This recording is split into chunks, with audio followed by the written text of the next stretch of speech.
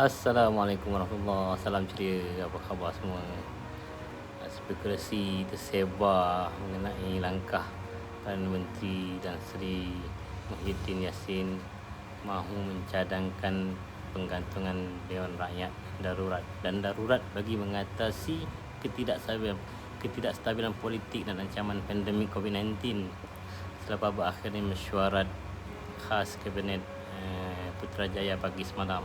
Jadi desas-desus pelaksanaan darurat tu diperkuatkan lagi apabila Muhyiddin menghadap Yang Tuan Agong di Istana Abdul Aziz, Kuantan petang semalam untuk mendapat kenan dari Seri Paduka Baginda lah.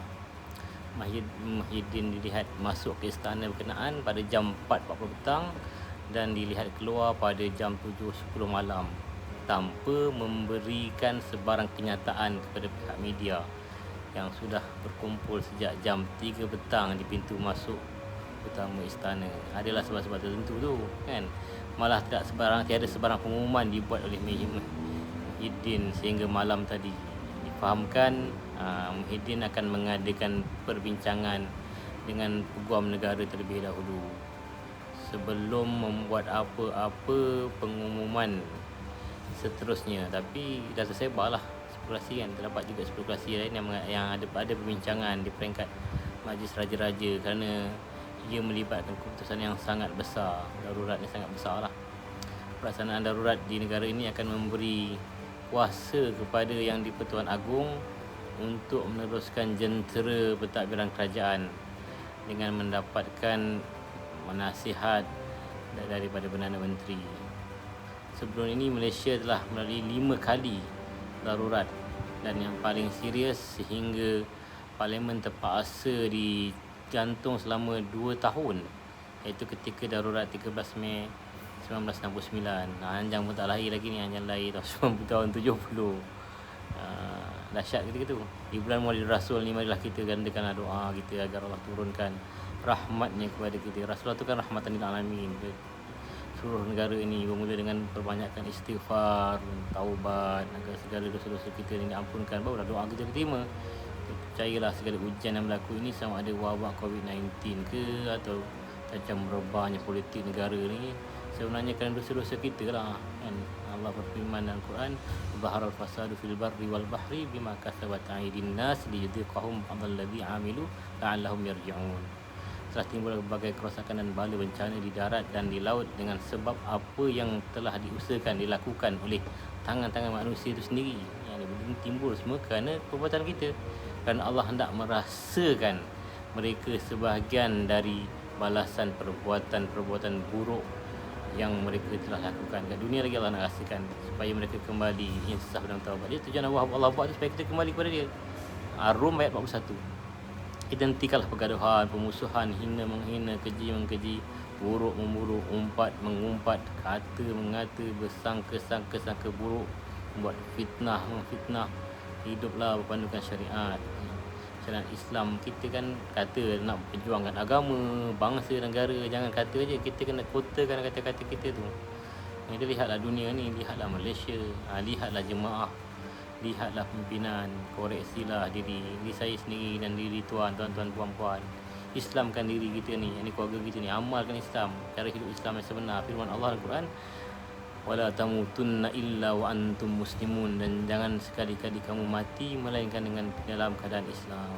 Ya, Allah ada cara sebenarnya nak menangkan agamanya. Cuma ketika agama ini dimenangkan, kita di mana? Kita di pihak yang mana? Pihak yang memperjuangkan agama Islam atau bagaimana?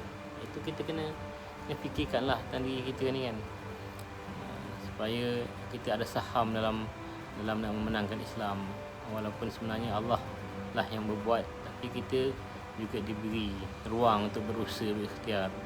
Bermula dengan kita baiki diri kita, bermula dengan baiki sembahyang kita, baiki keluarga kita. Dan kalau mereka yang yantami ila ai jama'atin, sesiapa yang ada terlibat dengan mana-mana jemaah, maka kuatkanlah jemaahnya dengan melaksanakan sistem cara hidup Islam yang sebenar. Dari kita bangun tidur sampailah kita tidur semula, pastikan kita betul-betul melaksanakan syariat Tuhan. pastikan hati kita bersatu benar-benar tunduk kepada Tuhan, malu dengan Tuhan, sabar, redha dengan segala ujian yang Allah datangkan. Kita terima ketentuan Tuhan, tawakal dengan masa depan, kita bersyukur dengan segala nikmatnya, sabar dengan segala ujiannya. Itulah cara orang mukmin hidup dekat dunia ni, yang Allah minta kita hidup sebagai hamba, ikut je perintah Tuhan. Dan kalau berlaku dosa dan terlibat dengan maksiat, segeralah kita bertaubat dan bertaubat. Dan Rasulullah sendiri bertaubat lebih dari 70 kali satu hari semalam. Sedangkan Rasulullah tu kan maksum, tidak membuat dosa, tapi rasa hambanya yang dalam diri baginda membuatkan baginda bertaubat, memperbanyakkan ibadah yang sampai ditegur oleh Sayyidatina Aisyah lah kan, kenapa Rasulullah sangat berturut-turut beribadah sedangkan Allah dah hampunkan dosa-dosanya, kesalahannya. Rasulullah kata afal akun abdan syakura, atau kama qala, Rasulullah kata tak bolehkah aku nak jadi hamba yang bersyukur. Jadi begitulah Rasul kan, sangat tinggi rasa hambanya, sangat rasa malu dengan Tuhan, takut dengan Tuhan.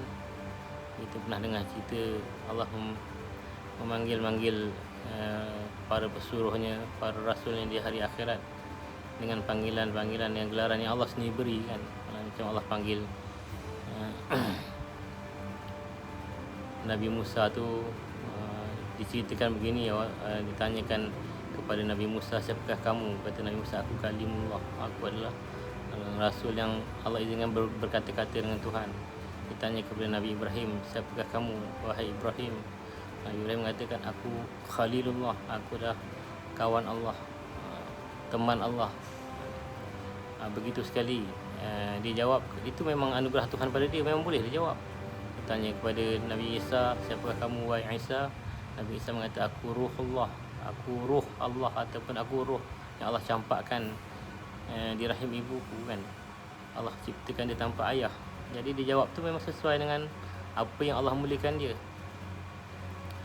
Begitulah Nabi-Nabi dan Rasul-Rasul menjawab ketika Allah tanya siapakah mereka. Tapi bila Allah bertanya kepada Rasulullah, wahai Muhammad, siapakah kamu? Rasulullah mengatakan, aku anak yatim. Rasulullah tak mengatakan sesiapa, dia kata aku anak yatim. Maka Allah angkat darjat Rasulullah, Allah angkat muliakan Rasulullah lebih dari yang lain. Allah tabalkan dia sebagai Habibullah, kekasih Allah. Begitulah rasa hamba yang ada pada baginda. Walaupun baginda ni diceritakan adalah orang yang diciptakan bulan, matahari, syurga, neraka, dunia, akhirat, semua kerana cintanya Allah pada Rasulullah. Kalau bukan kerana Rasulullah, kata Allah dalam satu hadis kursi, Allah tak ciptakan Nabi Adam. Begitulah juga ciptaan-ciptaan yang lain. Tapi rasa hambanya sangat tinggi, mengatakan dia tak mengatakan pujian-pujian Allah pada dia, itu hak Tuhan lah nak memuji dia. Tapi dia katakan aku anak yatim. Lalu Allah angkatkan darjatnya setinggi-tingginya. Allah panggil gelaran Rasulullah sebagai Habibullah, kekasih Allah. Jadi kalau Rasulullah begitulah keadaannya, kita sebagai umat Rasulullah ikutilah contoh sabda Rasulullah. Mudah-mudahan kita ni diberi rahmat di bulan Rabiul Awal yang dahsyat ni, yang bulan kelahiran baginda itu sebagai rahmatan lil alamin. Kita mohonlah bermula dengan kita bertaubat, kerana dosa-dosa kita ni banyak dan Allah uji kita dengan macam-macam. Pun begitu, Malaysia nampak kelihatan lebih aman lagi. Di Indonesia, kalau siapa yang ikuti berita, nampaknya lebih dahsyat. Di Thailand pun begitulah keadaannya. Semua melanggar SOP kerana tekanan-tekanan yang mereka hadapi. Mudah-mudahan di Malaysia ni Allah berilah yang terbaik, dan akhirnya semua akan menjadikan Malaysia sebagai contoh. Dan kita kena mulakan pada diri kita. Maaf kalau terpanjang apa yang saya ucapkan pada hari ini, kerana lama tak cakap. Mohon maaf sebanyak-banyaknya. Kita jumpa lagi insya-Allah, dan berbanyak-banyakkanlah berselawat di bulan Rabiul Awal yang mulia ini. Wabihi wallahu alam, hingga kita jumpa lagi. Assalamualaikum warahmatullahi wabarakatuh.